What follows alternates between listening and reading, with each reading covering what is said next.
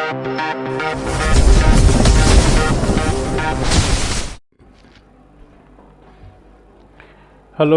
good evening guys, and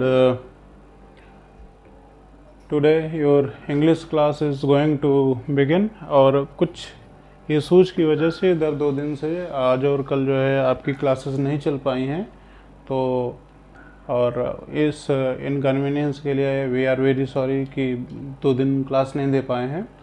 और चलिए कोशिश करते हैं। आज जो है हालांकि लेट भी हो गया है, आज फिर भी लेट होने के बावजूद भी हम क्लास दे रहे हैं आपको। तो मैं जैसा कि आपसे प्रॉमिस किया था कि मैं आपको जो है इंग्लिश की क्लासेस प्रोवाइड कराऊंगा, और बेसिकली मैंने टेंस से स्टार्ट करने के लिए बोला था कि हम लोग जो है टेंस से स्टार्ट करेंगे। आज ये आपकी पहली क्लास है और मैं आपको आज जो है सिंपल टेंस या प्रेजेंट इंडेफिनिट टेंस की स्टार्टिंग से बताने जा रहा हूँ कि उसका हम यूज कैसे करते हैं। तो हम लोग टेंस से स्टार्ट करेंगे। सपोज दैट कि एक ये आदमी है, और आदमी क्या, लड़का बोलेंगे इसको, एक स्टूडेंट है और ये एक स्कूल पर पढ़ता है, ठीक है। स्कूल का नाम इसका जो है राकेश होता है, एंड घर का नाम हम सोनू मोनू या गोलू कुछ भी कह सकते हैं, मान लीजिए जो है मोनू कहते हैं। तो इस एक लड़का एक ही है, लेकिन स्कूल पर जो है इसको राकेश नाम से जाना जाता है, बुलाया जाता है, टीचर्स बुलाते हैं, और घर पे उसके जो फैमिली मेम्बर है उसको जो है मोनू नाम से बुलाते हैं। तो यहाँ हम देखते हैं कि नाम तो चेंज हो गया है, लेकिन उसका जो लड़का है, बॉय है, स्टूडेंट है, वो नहीं चेंज हो रहा है, उसके केवल नेम चेंज हो रहे हैं। ठीक इसी प्रकार जो है जो टेंस है, टेंस को का जो हिंदी टर्म है उसको हम काल के नाम से जानते हैं। किस नाम से? काल के नाम से जानते हैं। मैं इसको और क्लियर कर देता हूँ, साफ लिख देता हूँ, काल के नाम से। और काल का ही जो सिनोनिम टर्म है, पर्याय, जिसको हम पर्यायवाची के नाम से जानते हैं, वो हम समय बोलते हैं। और समय को हम इंग्लिश टर्म में टाइम के नाम से जानते हैं, टाइम वर्ड से। अब इसका मतलब ये हुआ कि जब हम काल का सिनोनिम जो है समय बोल रहे हैं, तो ये ठीक इसी तरह जो है टेंस को हम क्या बोलते हैं? टाइम बोलते हैं। अब होता ये है कि हर व्यक्ति के पास, चाहे वो कोई भी हो, उसके पास उसकी लाइफ में सिर्फ 3 टाइम का ही टाइम होता है। एक तो वो प्रेजेंट टाइम में जो चीज़ें कर रहा होता है उसको जो है उसका प्रेजेंट टाइम हो जाता है, उसका प्रेजेंट टाइम हो जाता है। जो पास्ट में चीज़ें उसके साथ हो सकती हैं, जिसको गुजर गई होती हैं, या फिर जिसको उसका इतिहास बोलते हैं, वो उसका जो है पास्ट टाइम होता है। ठीक इसी प्रकार जो उसके फ्यूचर में आने वाली चीज़ें होती हैं, उसको वो फ्यूचर टाइम होता है कि भविष्य में आगे चीज़ें होंगी या होने वाली हैं। तो ठीक इसी तरह जो है टाइम के अकॉर्डिंग ही जो है टेंस को भी 3 कैटेगरी पे जो है इसको बांटा गया है। चलिए इसको इरेज करके फिर से चार्ट टाइप बनाते हैं क्लीन वे में। तो इस तरह करके जो है आपका टेंस को ही हमने क्या बोला, टाइम के नाम से जाना, और टेंस को हमने टाइम के अकॉर्डिंग कितनी कैटेगरी में बांटा? 3 कैटेगरी में। टोटल इसके जो मेन पार्ट होते हैं वो 3 होते हैं, जिसमें पहला है प्रेजेंट टेंस, सेकंड है आपका पास्ट टेंस, एंड थर्ड है आपका फ्यूचर टेंस। प्रेजेंट टेंस में क्या होता है कि आपकी जो चीज़ें वर्तमान में चल रही होती हैं किसी व्यक्ति के साथ या स्टूडेंट के लाइफ में, या कोई भी मैन है, पर्सन है, जो भी है, ह्यूमन बीइंग है और एनिमल है, कुछ भी है, उसके प्रेजेंट टेंस में वर्तमान समय में जो चीज़ें चल रही होती हैं उसको प्रेजेंट टेंस की कैटेगरी पे रखते हैं। और इसकी जो आइडेंटिटी होती है, पहचान होती है, उसके लास्ट में है शब्द आता है, क्योंकि प्रेजेंट का जो वाक्य हम बोलेंगे वर्तमान समय में, उसको लास्ट में हम है ही बोलेंगे। और जो पास्ट होता है, जो उसका गुजर गया होता है, जो समय या कोई घटना है वो गुजर गई होती है, तो उसको हम था, थी, थे के नाम से जो है जानते हैं। और जो फ्यूचर है, यानी जो उसके भविष्य में जो है चीज़ें होने वाली हैं, और हम कोई भी बात बोलेंगे, सेंटेंस बोलेंगे, तो अंत में उसका गा ही आएगा। क्या आएगा, गा आएगा, गी आएगी या फिर गे आएगा। जैसे कि मान लीजिए अभी ये प्रेजेंट टेंस है, अभी करेंट टाइम पे मैं आप लोगों को पढ़ा रहा हूँ, तो जैसे मैं अभी पढ़ा रहा हूँ, लास्ट में क्या आया, है आया। कल नहीं पढ़ा पाए थे आ गया, जो है कल क्लासेस नहीं चल पाई थी किसी भी वजह से, तो ये आपका पास्ट टेंस हो गया, क्योंकि हम कल की बात कर रहे हैं। कल हम फिर से क्लासेस आपको प्रोवाइड कराएंगे, तो कराएंगे लास्ट में फिर ये गा आ रहा है। तो ये इसकी जो है आइडेंटिटी होती है कि कैसे हम टेंस को जो है पहचानते हैं कि कौन किस टेंस के अंतर्गत आता है। अब इसके ये तो आपका रहा जो है मेन पार्ट की, मेन कैटेगरीज कितनी हैं, 3 हैं। इसके बाद जो है प्रेजेंट को भी 4 पार्ट में डिवाइड किया गया है, पास्ट को भी 4 पार्ट में डिवाइड किया गया, इसके बाद फ्यूचर को भी 4 पार्ट में डिवाइड किया गया। तो इस तरह टोटल करके अगर देखेंगे तो 4 4 8 और 8 4 12 टोटल टेंसेज के जो नंबर ऑफ टेंसेज है वो कितना हुआ, 12 हुआ। तो इस तरह जो है हमको कुल 12 टेंस या 12 टेंस पढ़ने हैं, और सबकी हम एक एक करके जो है डेफिनेशन देखेंगे, आइडेंटिटी देखेंगे, उसके हेल्पिंग वर्ब, मेन वर्ब जो हम ट्रांसलेट करते हैं हिंदी में, हिंदी को अगर इंग्लिश में कन्वर्ट करेंगे तो उसका यूज किया जाता है। तो इस तरह करके आइए आज हम पहला टेंस जो है प्रेजेंट टेंस का ही, पहला टेंस जो होता है प्रेजेंट इंडेफिनिट टेंस, वहाँ से स्टार्ट करते हैं। तो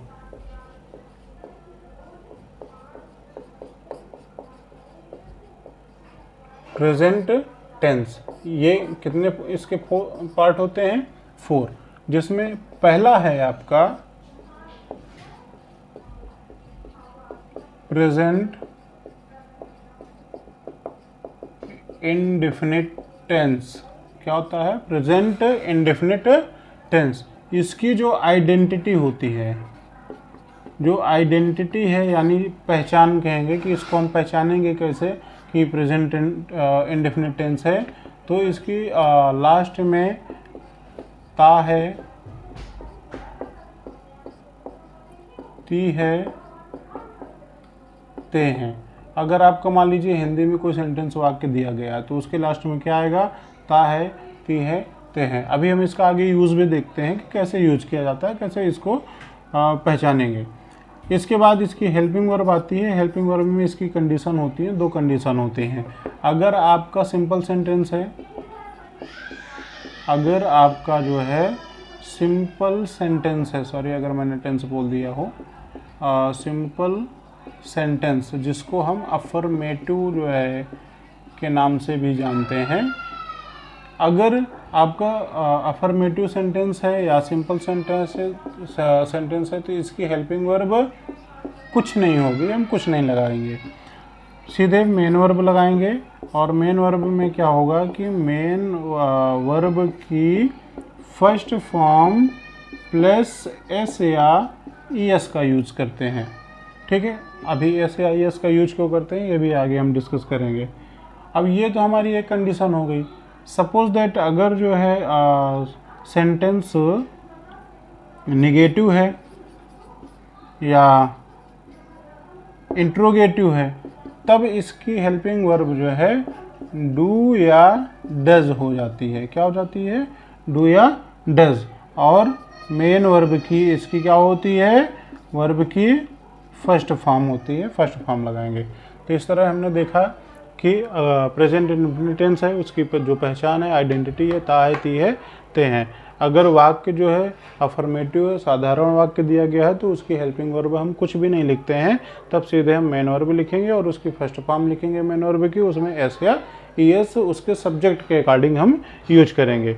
इसके बाद जो है आता है नेगेटिव या इंट्रोगेटिव सेंटेंस। अगर ये इस कैटेगरी का सेंटेंस आपके सामने आता है, उसको आपको जो है इंग्लिश में कन्वर्ट करना है, तो उसकी हेल्पिंग वर्ब डू या डज हो जाती है और मेन वर्ब वर्ब की फर्स्ट फॉर्म हो जाती है। चलिए अभी एग्जांपल देखते हैं कैसे। चलिए, राकेश बाजार जाता है, राकेश बाजार जाता है। ठीक है, ये आपका एक छोटा सा वाक्य है। इसके अभी हम सीधे इसको जो है इंग्लिश में कन्वर्ट कर रहे हैं। अभी कुछ दिन बाद जो सारे टेंस हो जाएंगे तो हम आपको बताएंगे कि कैसे जो है सब्जेक्ट वगैरह फाइंड करते हैं। चलिए, अगर इसमें पहले सबसे पहले देखेंगे कि मेन काम कौन सा हो रहा है। जो मेन काम होता है उस वाक्य के सब्जेक्ट के जो द्वारा जो मेन एक्शन होता है वो उसका मेन वर्ब होता है। तो इसमें मेन काम क्या हो रहा है, जाना, जाना का काम हो रहा है। जाना में ही जो है, जाना से ही बना है जाता है।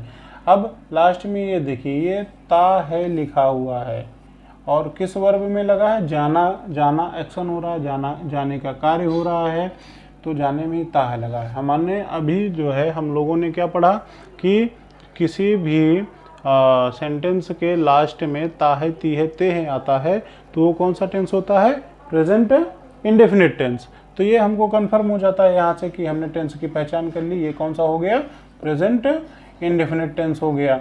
अब इसके बाद यही जो मेन वर्ब है, एक्शन जो हो रहा है, इसी में अगर हम कौन या हु से क्वेश्चन करते हैं, क्या करते हैं, क्वेश्चन करते हैं, इसके बाद हमको जो आंसर फाइंड होगा क्वेश्चन करने के बाद, वही हमारा सब्जेक्ट हो जाता है। वही हमारा क्या हो जाता है, सब्जेक्ट हो जाता है। तो कौन जाता है, राकेश जाता है, तो इसको हम सब्जेक्ट कर लेंगे। आपका ये मेन वर्ब हो जाएगा। कहाँ जाता है, जो बचा है वो ऑब्जेक्ट पे हो जाएगा, क्योंकि अदर टर्म है और कोई इसमें टर्म दिया नहीं गया है। तो चलिए अभी इसको लिखते हैं। जो एक सेंटेंस का स्ट्रक्चर होता है, बेसिक जो स्ट्रक्चर होता है अफर्मेटिव सेंटेंस का, सबसे पहले क्या लिखते हैं, सब्जेक्ट लिखते हैं, फिर हेल्पिंग वर्ब लिखते हैं, फिर मेन वर्ब राइट करेंगे, फिर अदर वर्ड राइट करेंगे। चलिए, तो सब्जेक्ट क्या है इसका, राकेश है। हेल्पिंग वर्ब देखेंगे लगेगी या नहीं लगेगी। ये जो सेंटेंस है ये अफर्मेटिव सेंटेंस है, तो जाहिर सी बात है कि जब अफर्मेटिव सेंटेंस होता है तो प्रेजेंट इंडेफिनिट में हेल्पिंग वर्ब हम नहीं लगाते हैं। इसलिए यहाँ पर हेल्पिंग वर्ब का ये जो सेक्शन है ये खत्म हो गया, इसकी हमको नीड नहीं है। राकेश हो गया। इसके बाद हम क्या करेंगे, मेन वर्ब देखेंगे। तो मेन वर्ब में वर्ब की फर्स्ट फॉर्म लिखेंगे सबसे पहले। चलिए, तो जाने का काम होता है, जाना की क्या होती है, गो। हमने ये फर्स्ट फॉर्म लिख दिया। अब देखेंगे एस या एस लगता है कि नहीं।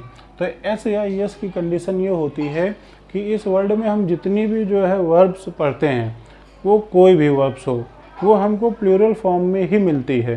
जैसे गो है, टीच है, स्टडी है, कम है, स्लीप है, कुछ भी है, वो सब किस में है, प्लूरल फॉर्म में। उसको सिंगुलर बनाने के लिए हम एस या एस का यूज़ करते हैं। तो अब अगर एक चीज़ ध्यान रखिएगा, अगर आपका सेंटेंस का जो सब्जेक्ट है वो सिंगुलर है तो आप हमेशा जो मेन वर्ब है वो सिंगुलर में ही लिखेंगे। अगर आपका जो सब्जेक्ट है वो प्लूरल है तो आप अपना जो है जो मेन वर्ब है उसको प्लूरल फॉर्म में रखेंगे।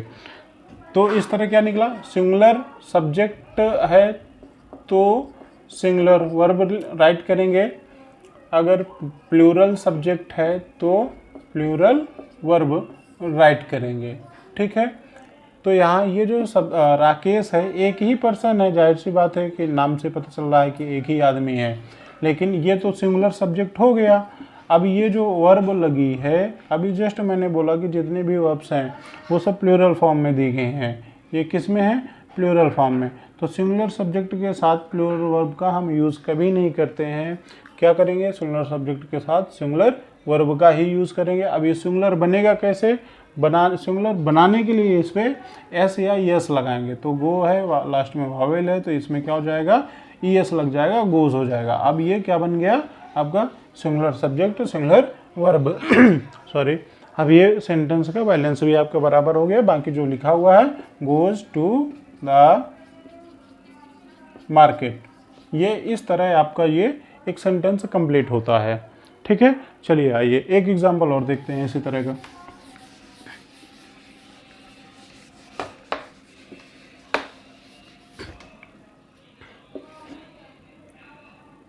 मुकेश एक गीत गाता है। ठीक है। चलिए, इसमें मेन काम कौन सा हो रहा है, गाने का हो रहा है, गाना, और गाना की क्या होती है, सिंग। ठीक है। कौन हु से क्वेश्चन करेंगे या कौन से क्वेश्चन करेंगे। आपका हिंदी में सेंटेंस दिया गया है तो आप सीधे से कौन से प्रश्न कर लो। तो कौन गाता है, मुकेश गाता है, ये आपका सब्जेक्ट हो गया। गाना वर्ब हो गया, क्या गाता है, एक गीत गाता है, ऑब्जेक्ट हो गया। चलिए अब इसको ट्रांसलेट करेंगे। सबसे पहले क्या लिखेंगे, मुकेश सब्जेक्ट लिखेंगे, क्योंकि हमने अभी थोड़ी देर पहले क्या पढ़ा है, subject plus helping verb plus main verb plus other word. ये एक सेंटेंस का हम स्ट्रक्चर पढ़ते हैं कि इतना होना चाहिए। तो सब्जेक्ट हमको फाइंड आउट हो गया है, मुकेश। अब हेल्पिंग वर्ब देखेंगे लगेगा या नहीं। प्रेजेंट इंडेफिनिट में कंडीशन यही है कि अफर्मेटिव हो तो हेल्पिंग वर्ब नहीं है, तो ये सेक्शन ख़त्म हो गया। गाना की क्या होती है, सिंग होती है। अब देखिए ये सिंगुलर सब्जेक्ट है, ये प्लूरल वर्ब लिखी हुई है, तो इसको सिंगुलर है तो सब्जेक्ट को हम चेंज नहीं कर सकते क्योंकि काम वो तो वही कर रहा है। तो वर्ब को हम क्या बनाएंगे, सिंगुलर बनाएंगे, तो इसमें हम एस लगा देंगे, मुकेश सिंग्स। अब सिंगुलर सब्जेक्ट सिंगुलर वर्ब, क्या गाता है, ए सॉन्ग। ये आपका जो है इस तरह एक सेंटेंस कंप्लीट होता है। अब इसी को जो है हम क्या करते हैं, निगेटिव बना के देख लेते हैं।